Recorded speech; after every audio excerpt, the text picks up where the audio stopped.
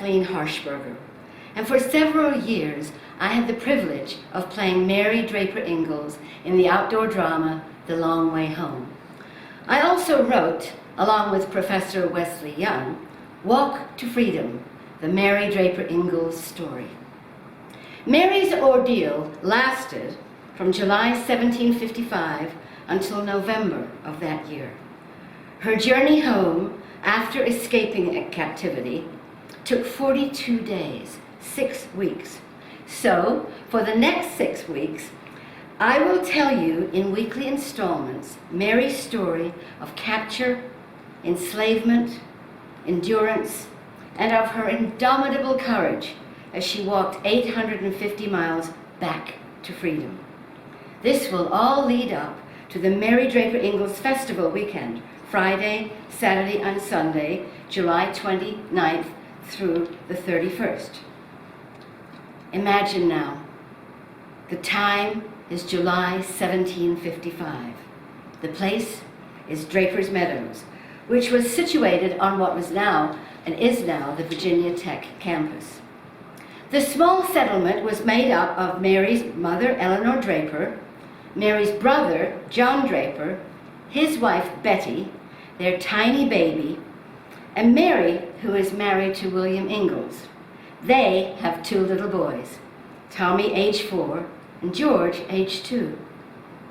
On this fateful day, William and John are away. They're away in the fields working.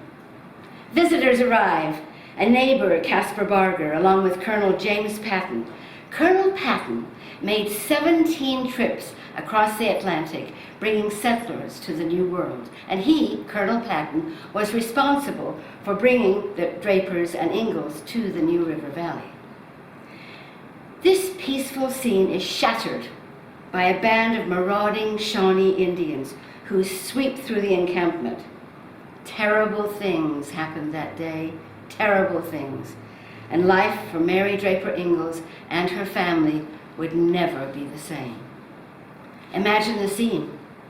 Mary Draper Ingles' mother is killed before she can even stand up from her chair. Caspar Barger is decapitated.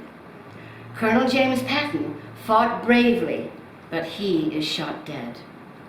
Betty is shot in the arm, and she watches in horror as her tiny baby is killed, its little head smashed against the cabin wall.